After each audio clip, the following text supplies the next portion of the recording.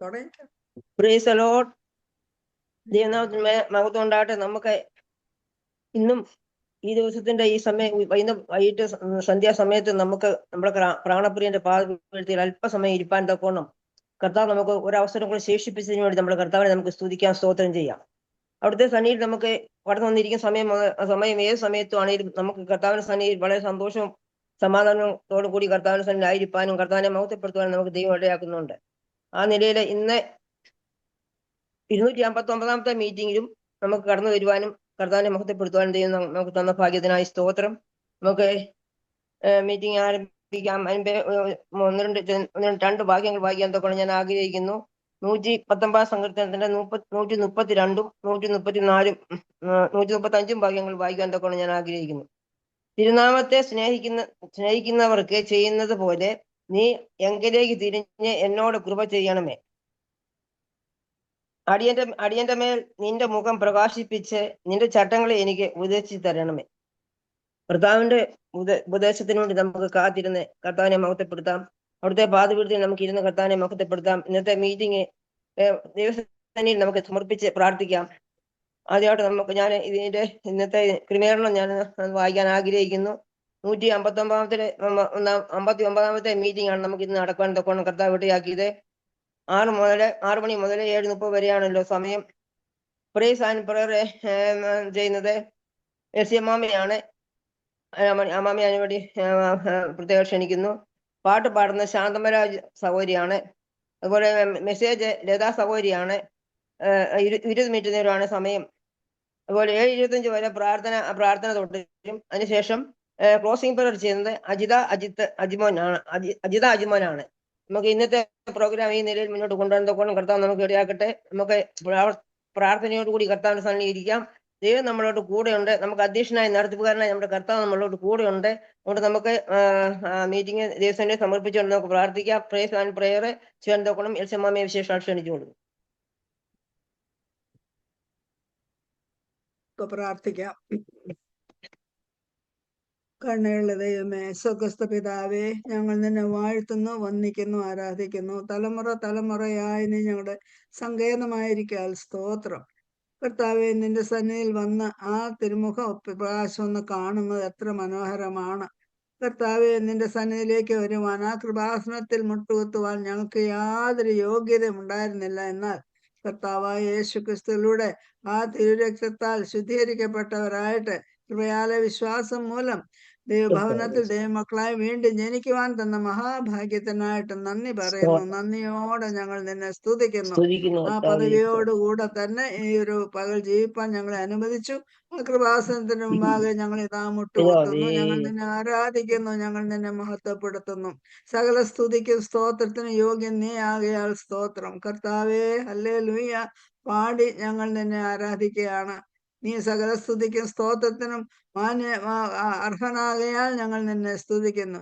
ഇന്നത്തെ കൂടിവരവിനെ ആകമാനം തൃപ്പാത്ത് ഞങ്ങൾ സമർപ്പിക്കുന്നു. കൂടി വന്ന ഓരോ സഹോദരിമാർക്കായിട്ട് സ്തോത്രം.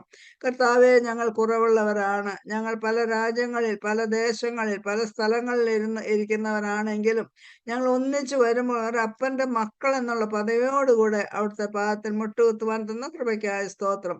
ഇന്നത്തെ ഞങ്ങളുടെ ഓരോ പരിപാടികളും തിരുനാമ മഹത്വത്തിനാക്കി തീർക്കണമേ എന്ന് പ്രാർത്ഥിക്കുന്നു. ലീഡ് ചെയ്യാൻ പ്രിയലത സഹോദരിക്ക് കൊടുത്തിരിക്കുന്ന കൃപയ്ക്കായിട്ട് സ്തോത്രം. ആ സഹോദരിയുടെ പ്രവർത്തനങ്ങൾക്കായിട്ട് നന്ദി പറയുന്നു. പാട്ടുപാടാൻ നിന്റെ മകളെ നീ ഏൽപ്പിച്ചിരിക്കാൻ ശാന്തമരാജനെ ആയി ഞങ്ങൾ നിന്നെ സ്തുതിക്കുന്നു. കർത്താവെ, നല്ല പാട്ടുകൾ പാടി ഞങ്ങൾ സന്തോഷിച്ച് ആനന്ദിക്കുവാൻ തക്കൊണ്ട് തന്ന കൃപയ്ക്കായിട്ട് നന്ദിയോടെ സ്തോത്രം ചെയ്യുന്നു. അതുപോലെ ഞങ്ങൾക്ക് മെസ്സേജ് തരുവാൻ നിന്റെ മകളെ ലതാ സ്വരൂപിനെ നീ ഒരുക്കി വരുത്തിരിക്കുക സ്തോത്രം. പരിശുദ്ധാത്മ നിറവിൽ നിന്റെ മകൾ ഞങ്ങൾക്ക് വചനം വിഭാഗിച്ചു തരുമ്പോൾ അത് ആവലോടെ ആർത്തിയോടെ ഞങ്ങളത് ഏറ്റെടുക്കുവാനും ഞങ്ങളുടെ ഹൃദയങ്ങളിൽ സംഗ്രഹിക്കുവാനും ഞങ്ങളുടെ ജീവിതത്തിൽ അത് പാഠമാക്കുവാനും പ്രായോഗികമാക്കുവാനും ഞങ്ങളെ സഹായിക്കണമേ എന്ന് പ്രാർത്ഥിക്കുന്നതിന് ശേഷം ഞങ്ങൾ ഗ്രൂപ്പുകൾ തിരിഞ്ഞ് നിന്റെ സന്നിധി പ്രാർത്ഥനയ്ക്കായി മുട്ടുകുത്തുമ്പോൾ അനേക പ്രാർത്ഥനാ വിഷയങ്ങൾ ഞങ്ങളുടെ മുമ്പാകെ ഉണ്ട് കർത്താവെ. അതെല്ലാം എണ്ണി പ്രാർത്ഥിക്കുമ്പോൾ സ്വർഗദൂതന്മാർ കുനിഞ്ഞു നോക്കി സന്തോഷിക്കുന്ന ഒരു അനുഭവം ഞങ്ങൾക്ക് നൽകണമേ എന്ന് പ്രാർത്ഥിക്കുന്നു. ഞങ്ങളുടെ പ്രാർത്ഥന കേൾക്കുവാൻ തക്കവണ്ണം അതിന്റെ മറുപടി നൽകുവാൻ തക്കവണ്ണം ഞങ്ങളുടെ മധ്യ എഴുന്നള്ളിയിരിക്കാൻ സ്തോത്രം. കഴിഞ്ഞ നാളുകളിൽ പ്രാർത്ഥിച്ച പ്രാർത്ഥനകളൊക്കെ നീ ശ്രദ്ധ വെച്ച് കേട്ടു. ഞങ്ങളിൽ പലരും രോഗികളായിരുന്നു, യാത്രയിലായിരുന്നു, അതൊക്കെ നീ സഹായിച്ചു. സ്തോത്രം കർത്താവേ, സ്തോത്രം. പ്രത്യേകിച്ച് ഷീബ സഹോദരിക്കായി സ്തോത്രം. ആ സഹോദരി നീ കൊണ്ടുവന്ന് ഞങ്ങളുടെ ഇടയിൽ ആക്കിയിരിക്കുന്നത് ഞങ്ങൾക്കൊരു അനുഗ്രഹമാക്കിയിരിക്കാൻ സ്തോത്രം. കൂടി വന്ന ഓരോ സഹോദരിമാരും അന്യോന്യം സ്നേഹിപ്പാനും സഹകരിപ്പാനും തന്ന കൃപയ്ക്കായിട്ട് നന്ദി പറയുന്നു. ഇന്നത്തെ ഈ മീറ്റിങ്ങിനെ ആദ്യോടൊന്നും നീ തന്നെ ഏറ്റെടുത്ത് നടത്തി ഞങ്ങളെ സഹായിക്കണം. അതുപോലെ തന്നെ ക്ലോസിംഗ് പെയർ ചെയ്യുന്ന അജിത അജ്മന് വേണ്ടി സ്തോത്രം ചെയ്യുന്നു. ഇങ്ങനെ കർത്താവ് ഞങ്ങൾ ഓരോരുത്തരും ഓരോ ചുമതലകൾ ഏറ്റെടുത്ത് നിന്റെ സന്നിധിയിൽ സന്തോഷ പരിപൂർണതയായി തീരുവാൻ തക്കവണ്ണം സഹായിച്ച കൃപയ്ക്കായി സ്തോത്രം. കേട്ടുകൊണ്ട് സ്തോത്രം, ഉത്തരം നൽകിയിരിക്കാൻ സ്തോത്രം. കർത്താവായ യേശു ക്രിസ്തുവിന്റെ വിലയേറിയ നാമത്തിൽ തന്നെ ആമേൻ. ആമേൻ. അടുത്തതായി നമുക്ക് 2 പാട്ടുകൾ കേൾക്കാം. ശാന്തമരാജിനെ അതിനുവേണ്ടി ക്ഷണിച്ചു കൊടുക്കും.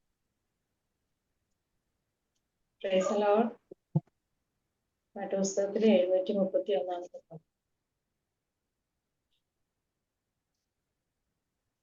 എന്നേശുവേ എൻ ജീവനേ എന്നാശ നീ മാത്രമാ, എന്നാശ നീ മാത്രമാ, എന്നാശ നീ മാത്രമാ. എന്നേശുവേ എൻ ജീവനേ എന്നാശ നീ മാത്രമാ, എന്നാശ നീ മാത്രമാ, എന്നാശ നീ മാത്രമാ. ശോകാന്തകാരങ്ങളിൽ എന്നീ കാത്ത നേരങ്ങളിൽ, ശോകാന്തകാരങ്ങളിൽ എന്നീ കാത്ത നേരങ്ങളിൽ, എൻ കാന്തനീ ഉള്ളിലാശ്വാസമാ വൈകാതെ വന്നിടും, എൻ കാന്തനീ ഉള്ളിലാശ്വാസമാ വൈകാതെ വന്നിടും. എന്നേശുവേ എൻ ജീവനേ എന്നാശ നീ മാത്രമാ, എന്നാശ നീ മാത്രമാ, എന്നാശ നീ മാത്രമാ. ഉറ്റോരപേക്ഷിച്ചിടും എൻ കൂട്ടാളികൾ പോയിടും, ഉറ്റോരപേക്ഷിച്ചിടും എൻ കൂട്ടാളികൾ പോയിടും.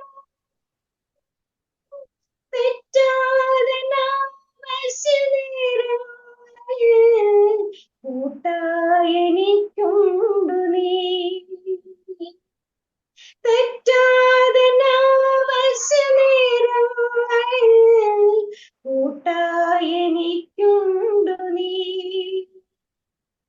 എന്നേശുവേ എൻ ജീവനേ എന്നാശ നീ മാത്രമാ, എന്നാശ നീ മാത്രമാ,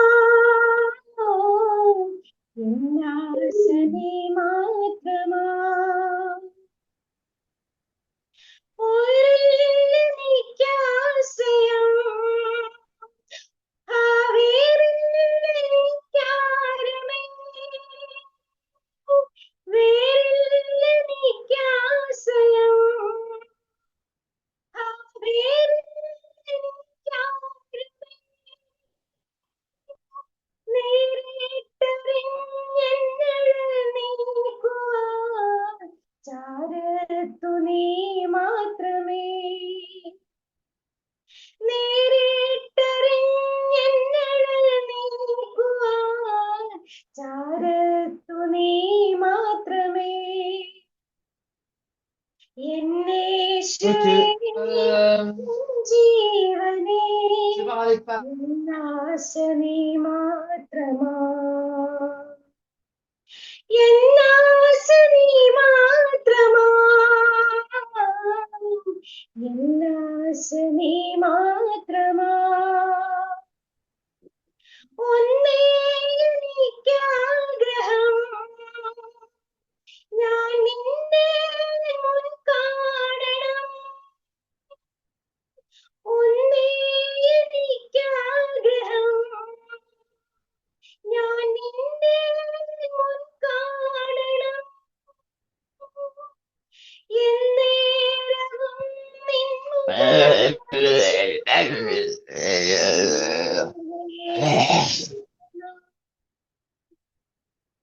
എന്നേരവും നിൻ മുഖദർശനം തന്നേഴേ ഓർക്കണം. എന്നേശുവേ എൻ ജീവനേ, എന്നാശ നീ മാത്രമാ, എന്നാശ നീ മാത്രമാ, എന്നാശ നീ മാത്രമാ. Praise the Lord.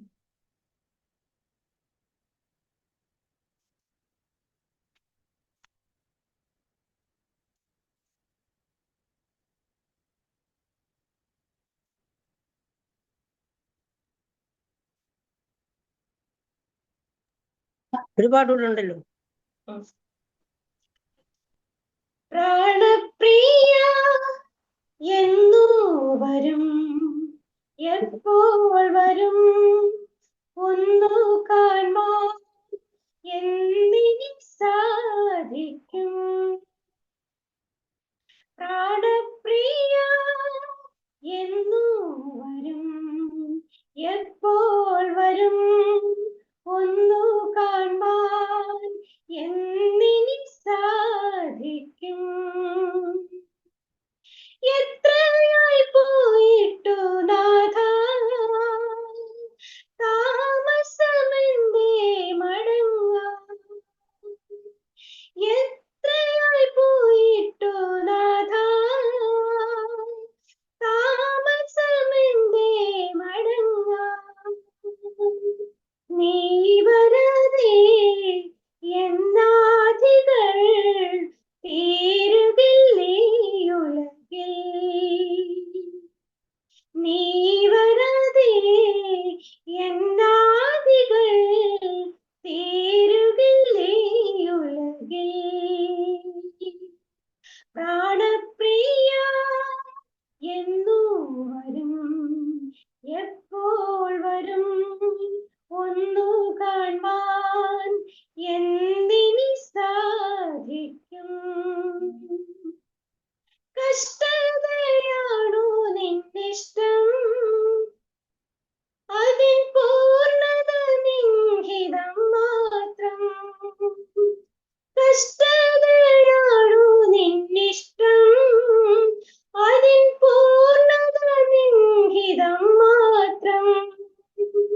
മന്നിതിൽ നിൻ സേവയല്ലേ, അന്യമായൊന്നുമില്ല.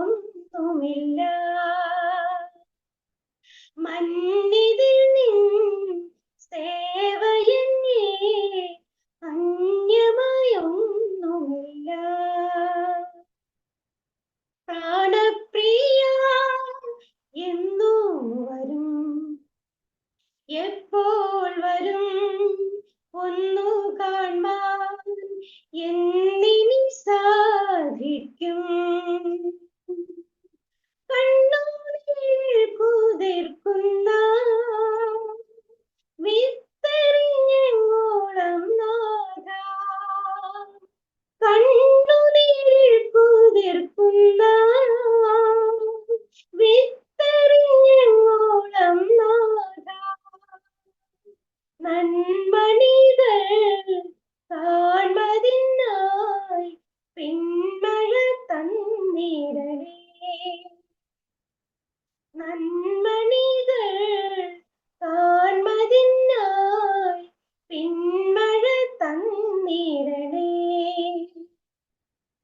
പ്രാണ വരും എപ്പോൾ വരും ഒന്നു കാണാൻ എന്നിനി സാധിക്കും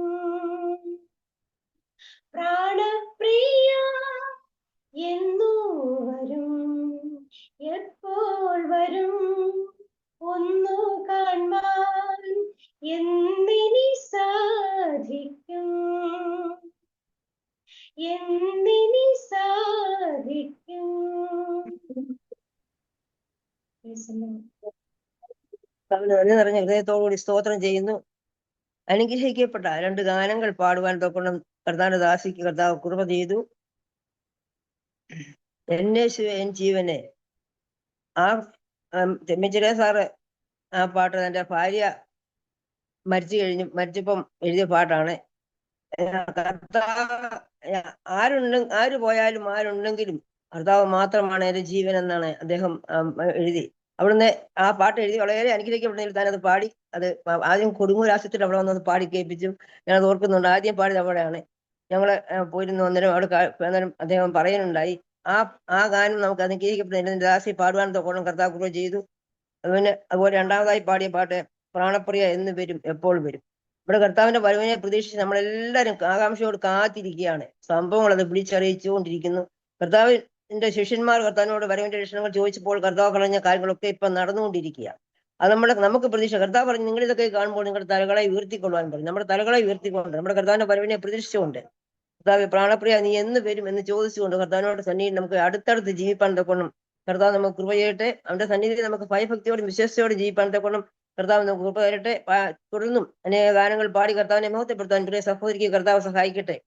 അടുത്തതായി നമുക്ക് മെസ്സേജ് കേൾക്കാം. എന്റെ കർത്താവിന്റെ ദാസി ലതാ സഹോദരിയെ കർത്താവിനെ ക്ഷണിച്ചുകൊള്ളും. എന്റെ വോയിസ് ക്ലിയർ ആണല്ലോ?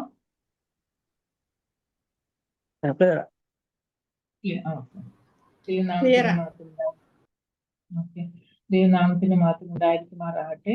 ഇന്നത്തെ ഈ പ്രയർ റൂം മീറ്റിംഗിൽ വീണ്ടും ആന്റിമാരോടൊപ്പവും സഹോദരന്മാരോടൊപ്പവും ചേർന്ന് ദൈവസന്നിധിയിലായിരിക്കുവാനും ദൈവവചനം ഷെയർ ചെയ്യുവാനും എൻ്റെ ജീവിതത്തിൽ നൽകി തന്ന ഇവരുടെ സമയത്തിനായിട്ട് ഞാൻ ദൈവത്തെ സ്തുതിക്കുന്നു, സ്തോത്രം ചെയ്യുന്നു. ഒപ്പം തന്നെ ഷീബാൻഡിയോടുള്ള എൻ്റെ നന്ദിയെയും രേഖപ്പെടുത്തുന്നു.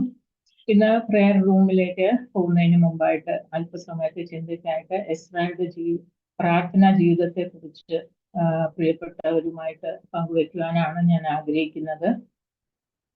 നമുക്ക് ഏവർക്കും അറിയാം, എസ്ര ഒരു പ്രമുഖനായ യഹൂദ പുരോഹിതനും ശാസ്ത്രിയും ആയിരുന്നു. ബാബിലോണിൽ പ്രവാസത്തിലായിരുന്ന ഇസ്രായേല്യരെ യെരുശലേമിലേക്ക് തിരിച്ചു കൊണ്ടുപോകുന്നതിൽ തനിക്കൊരു പ്രധാന പങ്ക് വഹിച്ചത് എസ്രയായിരുന്നു. അതിനായിട്ട് തന്നെ നിയോഗിച്ചത് പാർസി രാജാവായ ആശുരോഷ് രാജാവാണെന്ന് നമുക്ക് എസ്രയുടെ പുസ്തകം വായിക്കുമ്പോൾ അറിയും. ഇതെല്ലാം അറിയുന്ന കാര്യങ്ങളാണെങ്കിലും ഇന്ന് ചിന്തിക്കുവാൻ ആഗ്രഹിക്കുന്നത് എസ്രയുടെ പ്രാർത്ഥനാ ജീവിതത്തിൽ നിന്ന് നമുക്ക് പകർത്തിയെടുക്കാവുന്ന മാതൃകയാക്കുവാനുമുള്ള ചില കാര്യങ്ങളെ പറ്റി ചിന്തിക്കുവാനാണ് ഞാൻ ആഗ്രഹിക്കുന്നത്. അപ്പോൾ ഇസ്രായേൽ മക്കള് എപ്പോഴെപ്പോഴൊക്കെ ദൈവസന്നിധിയിൽ നിന്നും ദൈവത്തെ വിട്ട് അകന്നു പോയോ ആ സമയത്തൊക്കെ ദൈവം അവരെ ശത്രുക്കളുടെ കയ്യിൽ ഏൽപ്പിച്ചു. അവരെ പ്രവാസത്തിലേക്ക് പോകുവാൻ ഇടയായി എന്നുള്ളത് നമുക്ക് ദൈവവചനം വായിക്കുമ്പോൾ കാണുവാൻ കഴിയും. അവര് ജാതികളുടെ അടിമത്തത്തിൽ പോകുവാൻ പല സന്ദർഭങ്ങളിലും ഇടയായി തീർന്നിട്ടുണ്ട്. അതുപോലെ ഒരു കാലഘട്ടമായിരുന്നു ഈ കാലഘട്ടം. അതുപോലെ നാം വായിക്കുന്നത് ജാതീയമായ രാജാക്കന്മാരെയാണ്. അപ്പൊ അവരുടെ ഈ ഇസ്രായേൽ മക്കളെ പ്രവാസത്തിലേക്ക് പോയത് ഈ നെബൂഖദ്നേസറിന്റെ രാജാവിന്റെ സമയത്ത് നാം വായിക്കുന്നു. നെബൂഖദ്നേസർ അവരുടെ ദേവാലയത്തെ പോലും എല്ലാം നശിപ്പിച്ച് അതിലുള്ള ഉപകരണങ്ങൾ, വിലയേറിയ വസ്തുക്കളായ പൊന്ന വെള്ളി കൊണ്ടുള്ള എല്ലാ ഉപകരണങ്ങളും വസ്തുക്കളും കൊണ്ടുപോകുവാനും ജനത്തെ തടവുകാരാക്കി അടിമകളാക്കി കൊണ്ടുപോകാനും ഇടയായിത്തീർന്നു. അങ്ങനെ ഒരു പ്രവാസ കാലത്തെ കുറിച്ചാണ് എസ്രായുടെ പുസ്തകം നമ്മളോട് ആദ്യ 6 അധ്യായങ്ങളിൽ നമ്മൾ അതാണ് കാണുന്നത്. അപ്പൊ അങ്ങനെ ഇരിക്കെയാണ് ജാതീയരായ രാജാക്കന്മാരോട് ദൈവം കൽപ്പിച്ചു. നോക്കണേ, ദൈവത്തിന് പല വഴികളുണ്ട്. ജാതികളായ രാജാക്കന്മാരോടും ദൈവം കൽപ്പിച്ച് നശിച്ചു കിടക്കുന്ന ദൈവാലയത്തെ പണിയുവാനായിട്ട് തന്റെ ജനത്തെ വിട്ടയക്കാൻ അവരുടെ ഹൃദയത്തിൽ ദൈവം പ്രവർത്തിച്ചതായിട്ട് നമ്മൾ ആദ്യത്തെ 6 അധ്യായങ്ങളിൽ നമ്മൾ അതാണ് വായിക്കുന്നത്. അപ്പൊ ജനം അങ്ങനെ ഒരുങ്ങി അവര് ഈ ദൈവാലയം പണിയാൻ തുടങ്ങിയ ആ സമയത്ത് പല തടസ്സങ്ങളും അവർക്ക് നേരിട്ടു. അതിനിടയിൽ ശത്രുക്കൾ വന്ന് അവരെ തടയുന്നതായിട്ടൊക്കെ പണി നിർത്തി വെക്കേണ്ടത ഒരു അവസ്ഥ വരുന്നതായിട്ട് നാം വായിക്കുന്നു. 7-ാം അധ്യായത്തിലാണ് എസ്രയുടെ എൻട്രി നാം വായിക്കുന്നത്. എസ്ര എന്ന പേരിന്റെ അർത്ഥം തന്നെ സഹായകൻ എന്നാണ് എന്ന് നാം അറിയുന്നു. അപ്പൊ എസ്രയെ കുറിച്ച് പറയുകയാണെങ്കിൽ എസ്ര അഹരോന്യ കുടുംബത്തിലെ ഒരു പുരോഹിത കുടുംബത്തിലെ ഒരു അംഗമായിരുന്നു എസ്ര. അപ്പൊ യെരുശലേമിന്റെ ഇടിഞ്ഞു കിടക്കുന്ന മതിലുകളെ പണിയുന്നതിനേക്കാൾ ഉപരി ഇസ്രായേൽ മക്കളുടെ ഇടയിൽ ഒരു വലിയ ഒരു ആത്മീയ ഉണർവ്, ഒരു റിവൈവൽ കൊണ്ടുവരുവാനായിട്ടാണ് എസ്ര ശ്രദ്ധിച്ചിരുന്നത്. അപ്പൊ ജനത്തെ തങ്ങളുടെ പാപങ്ങളുടെ പശ്ചാത്താപത്തിലേക്ക് നടത്തുവാനും പരിശുദ്ധ ദൈവത്തിന്റെ മുമ്പാകെ വിശുദ്ധീകരണത്തിലേക്ക് നടത്തുവാനുമായിട്ട് പരസ്യമായി എസ്ര എന്തു ചെയ്തു? യഹൂദ നിയമ പുസ്തകമായ തോറ പരസ്യമായിട്ട് പബ്ലിക്കായിട്ട് വായിച്ച് കേൾപ്പിക്കുന്നതായിട്ട് നമ്മൾ 7-ാം അധ്യായത്തിൽ കാണുവാൻ കഴിയും. അപ്പോൾ എസ്രയുടെ പ്രാർത്ഥന ജീവിതത്തിലേക്ക് നമുക്കൊന്ന് നോക്കാം. എന്തൊക്കെ കാര്യങ്ങൾ നമുക്ക് അതിൽ നിന്നും പഠിക്കുവാൻ കഴിയുമെന്ന് നമുക്ക് നോക്കാം. അപ്പൊ എസ്ര 7-ാം അധ്യായം 10 മുതലുള്ള വാക്യങ്ങൾ താഴോട്ട് വായിക്കുമ്പോൾ നാം അവിടെ വായിക്കുന്നത്, യഹോവയുടെ ന്യായപ്രമാണം പരിശോധിപ്പാനും അത് അനുസരിച്ച് നടപ്പാനും ഇസ്രയേലിൽ അതിന്റെ ചട്ടങ്ങളും വിധികളും ഉപദേശിപ്പാനും എസ്ര മനസ്സ് വെച്ചിരുന്നു. ആദ്യമായിട്ട് ചെയ്യുന്നത് നോക്കണേ, യഹോവയുടെ ന്യായപ്രമാണം പരസ്യമായിട്ട് അത് ആദ്യം പരിശോധിക്കുകയാണ്. താൻ ഇരുന്ന് തന്റെ ദൈവത്തിന്റെ സന്നിധിയിലിരുന്ന് അത് പരിശോധിക്കുന്നതായിട്ട് കാണുന്നു. അത് പരിശോധിക്കുക മാത്രമല്ല, അത് വായിച്ച് പഠിക്കുക മാത്രമല്ല, അതനുസരിച്ച് തന്റെ നടപ്പ് ക്രമീകരിക്കുന്നു. അത് കഴിഞ്ഞാണ് ഇസ്രയേലിൽ അതിന്റെ ചട്ടങ്ങളും വിധികളും പിന്നീട് ജനങ്ങളെ ഉപദേശിച്ചു കൊടുക്കുന്നതായിട്ട് നാം കാണുന്നു. അതിനാണ് ആദ്യം എസ്ര മനസ്സ് വെച്ചത്. അപ്പൊ എസ്ര പുരോഹിതന് പ്രാർത്ഥന ദൈവവചന വായനയിൽ നിന്നും വ്യത്യസ്തമായിരുന്നില്ല. രണ്ടും ഒരുമിച്ച് കൊണ്ടുപോകുന്നതായിട്ട് നാം കാണുന്നു. ആദ്യം താൻ ദൈവവചനം വായിച്ച് പഠിച്ചു, പിന്നെ അത് അനുസരിച്ചു, പിന്നീട് ജനങ്ങളെ അത് ഉപദേശിച്ചു കൊടുക്കുന്നതായിട്ട് നമുക്ക് കാണുവാൻ കഴിയും.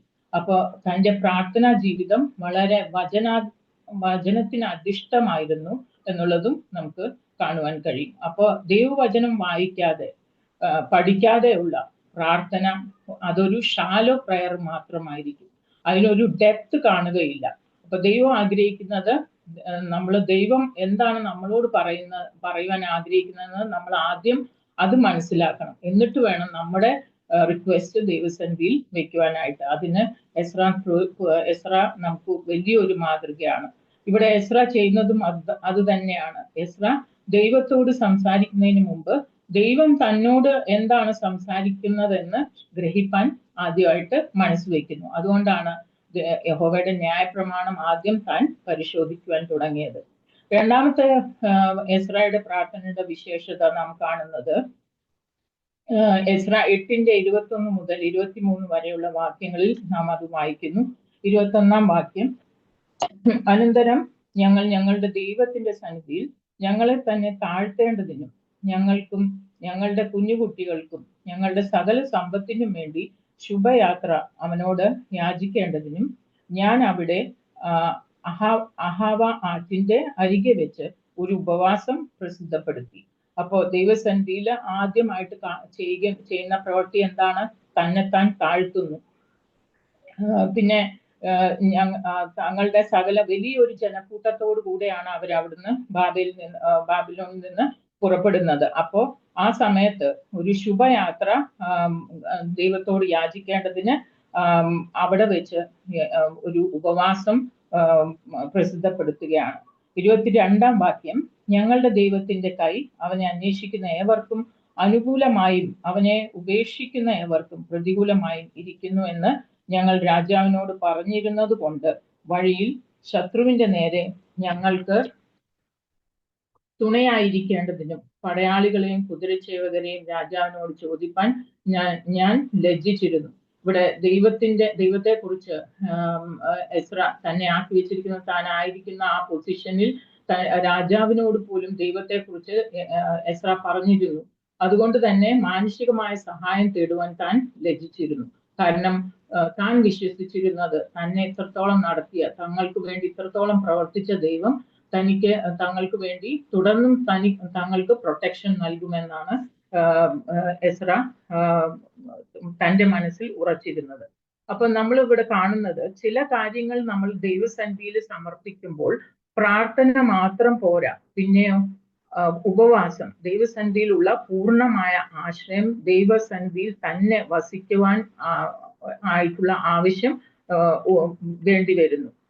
അതുപോലെ തന്നെ യേശു കർത്താവും ഞാൻ ഓർക്കുകയാണ്, പുതിയ നിയമത്തില് നമ്മൾ വായിക്കുന്നുണ്ട്, തന്റെ ശിഷ്യന്മാർക്ക് ഒരു സമയത്ത് ഭൂതങ്ങളെ പുറത്താക്കാൻ കഴിയാതെ വന്നപ്പോൾ, അവരെ കൊണ്ട് അത് സാധിക്കാതെ വന്നപ്പോൾ അവിടെ യേശു കർത്താവ് പറയുന്നുണ്ട്, ഉപവാസത്താലും പ്രാർത്ഥനയാലും അല്ലാതെ ഇവ ഒഴിഞ്ഞു പോകുകയില്ല.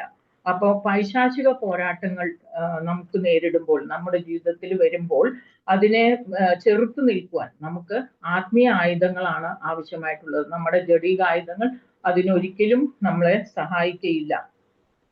കാരണം നമുക്ക് പോരാട്ടമുള്ളത് ജഡരക്തങ്ങളോടല്ല എന്നുള്ളത് നമ്മൾ എഫേസ്യ ലേഖനത്തിൽ വായിക്കുന്നുണ്ട്. നമ്മളുടെ പോരാട്ടം ആരോടാണ്? വാഴ്ചകളോടും അധികാരങ്ങളോടും ഈ സ്വർലോകത്തിലെ ദുഷ്ടാത്മ സേനയോടും ആണ് നമ്മുടെ പോരാട്ടം.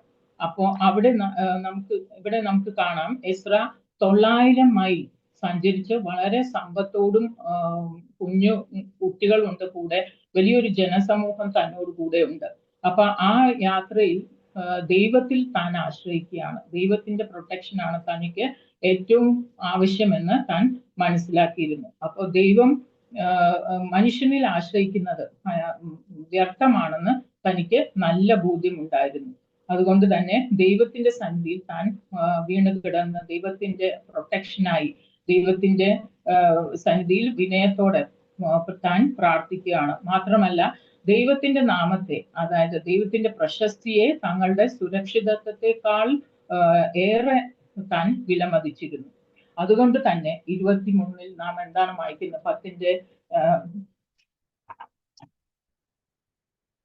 8:23 വാക്യത്തിൽ, എസ്ര 8:23 നാം വായിക്കുന്നത്, അങ്ങനെ ഞങ്ങൾ ഉപവസിച്ച് ഞങ്ങളുടെ ദൈവത്തോട് അതിനെക്കുറിച്ച് പ്രാർത്ഥിച്ചു, അവൻ ഞങ്ങളുടെ പ്രാർത്ഥന കേട്ടു. നോക്കണേ, ദൈവസന്നിധിയിൽ ആര് വിനയപ്പെടുന്നു, ആര് താഴ്ത്തി തങ്ങളെ തന്നെ സമർപ്പിക്കുമ്പോൾ ദൈവം നമ്മുടെ പ്രാർത്ഥന കേൾക്കുവാൻ ഇടയായിത്തീരുന്നു. അതുപോലെ തന്നെ നമ്മളിൽ വന്നു പോയിട്ടുള്ള തെറ്റുകളെ നമ്മൾ സമ്മതിച്ച് അതിനെ ഏറ്റുപറഞ്ഞ് ഉപേക്ഷിക്കുമ്പോൾ ദൈവത്തിന്റെ കടാക്ഷം നമുക്ക് ലഭിക്കുന്നു. അതുപോലെ ഇവിടെ ദൈവം അവരുടെ പ്രാർത്ഥന കേൾക്കുവാൻ ഇടയായി തീരുന്നു. അതുപോലെ നമ്മുടെ ജീവിതത്തിൽ നാം തിരിഞ്ഞു നോക്കാം. ചിലപ്പോൾ നമ്മുടെ പ്രാർത്ഥന കേൾക്കുവാൻ തടസ്സമായിട്ട് നമ്മുടെ ജീവിതത്തിൽ എന്താണ് കുറവശങ്ങൾ ഉള്ളത്? നമ്മൾ വിനയപ്പെടേണ്ടതുപോലെ, ദൈവം ആഗ്രഹിക്കുന്നത് പോലെ നമ്മുടെ ജീവിതത്തിൽ വിനയമുണ്ടോ എന്നുള്ളത് നമ്മൾ സ്വയം ശോധന ചെയ്യാം.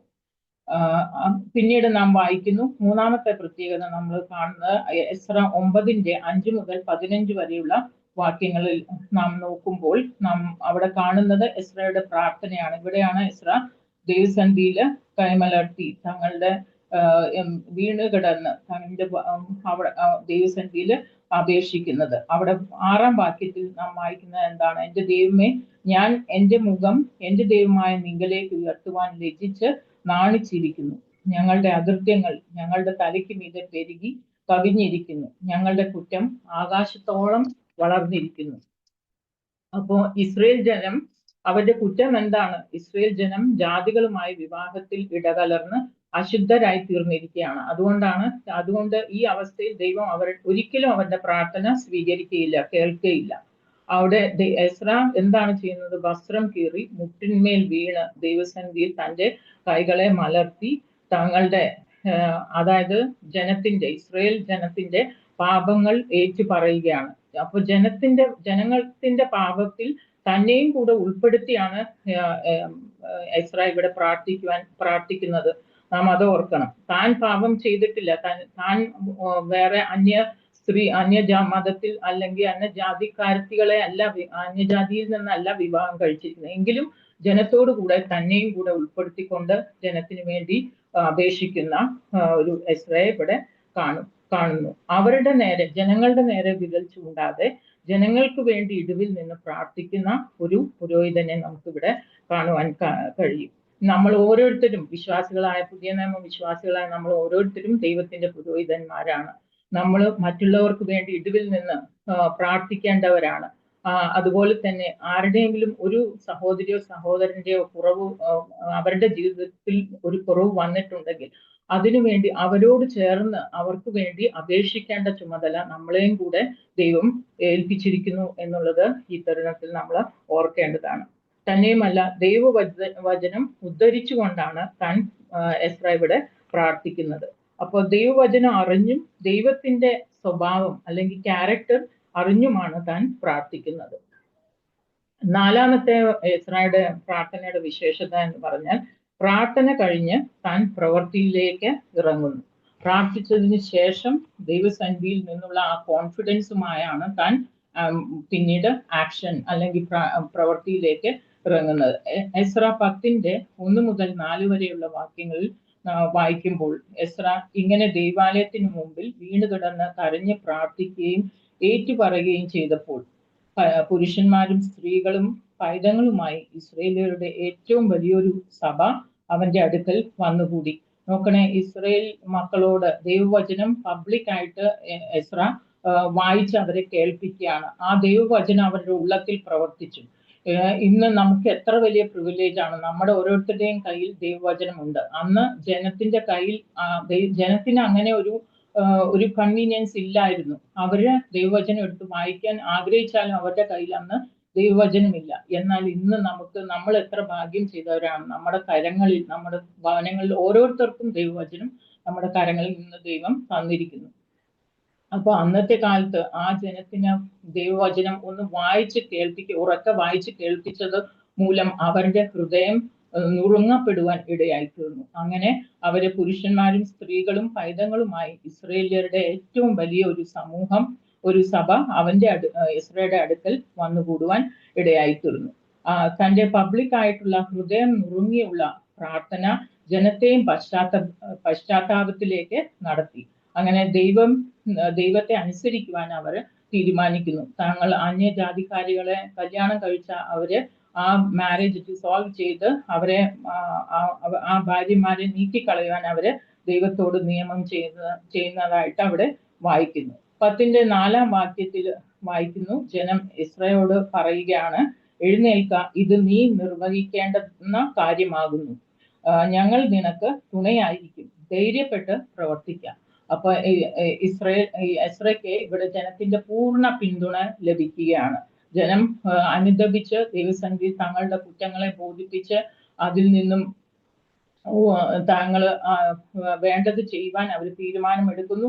മാത്രമല്ല, എസ്രയുടെ മിഷനിൽ എസ്രയ്ക്ക് സപ്പോർട്ടീവായിട്ട് ജനം എഴുന്നേൽക്കുകയാണ്.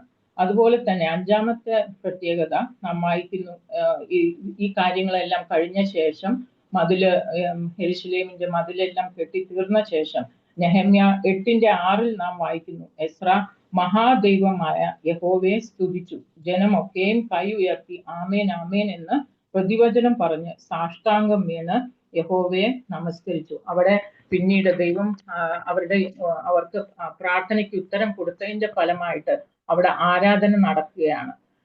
ജനം ഒരുമിച്ച് ദൈവസന്നിധിയിൽ അവര് ദൈവത്തെ ആരാധിച്ച് സ്തുതിച്ച് മഹത്വപ്പെടുത്തുകയാണ്. അപ്പൊ യെരൂശലേമിന്റെ മതിൽ പണി കഴിഞ്ഞതിന് ശേഷം എസ്ര ദൈവവചനം മണിക്കൂറുകളോളം വായിച്ച് ദൈവത്തെ ആരാധിക്കുന്നതായിട്ട് നമുക്ക് അവിടെ കാണുവാൻ കഴിയും. അങ്ങനെ ദൈവത്തെ സ്തുതിച്ചുകൊണ്ട് എസ്ര തുടങ്ങി ജനങ്ങളെ കൂടെ ദൈവത്തിന്റെ മഹത്വം കാണിക്കുവാൻ ഇടയായി. അതിനുശേഷമാണ് തങ്ങളുടെ ആവശ്യത്തെ അവർ ദൈവസന്നിധിയിൽ ബോധിപ്പിക്കുന്നത്. ഇങ്ങനെ എസ്ര ചെയ്ത ഈ എസ്ര പുരോഹിതന്റെ ഈ നല്ല മാതൃക നമുക്കും നമ്മുടെ ആത്മീയ ജീവിതത്തിൽ പ്രചോദനമാകട്ടെ ദൈവത്തിന്റെ നാമം മഹിമപ്പെടുമാറാകട്ടെ.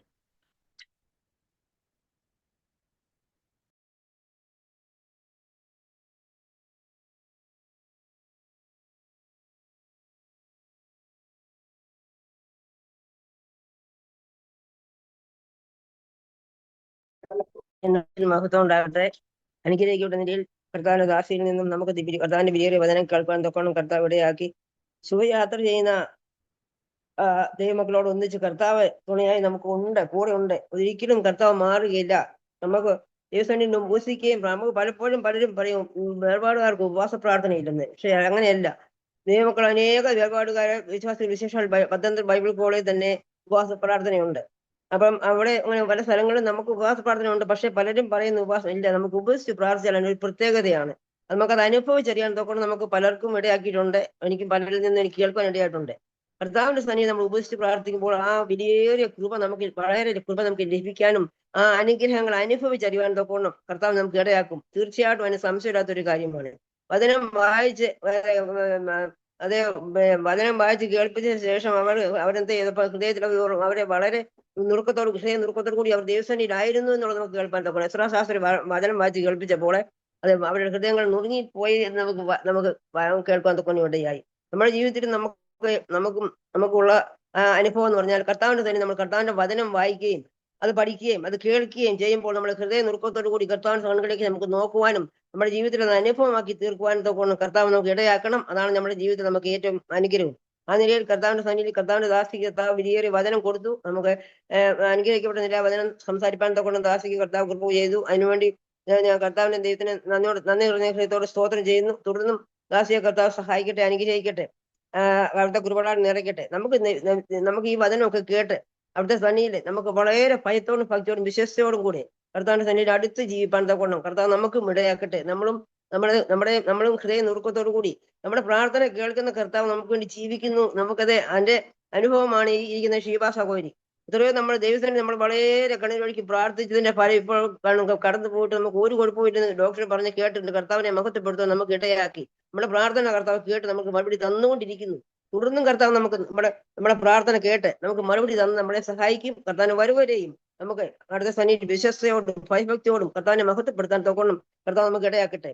ഇനി നമുക്ക് അടുത്തായി നമുക്ക് നമ്മുടെ പ്രാർത്ഥനയ്ക്ക് വേണ്ടി നമ്മൾ പോവുകയാണ്. 7:25 വരെയുള്ള സമയമാണ് പ്രാർത്ഥനയ്ക്ക് നമ്മൾ വെച്ചിരിക്കുന്നത്.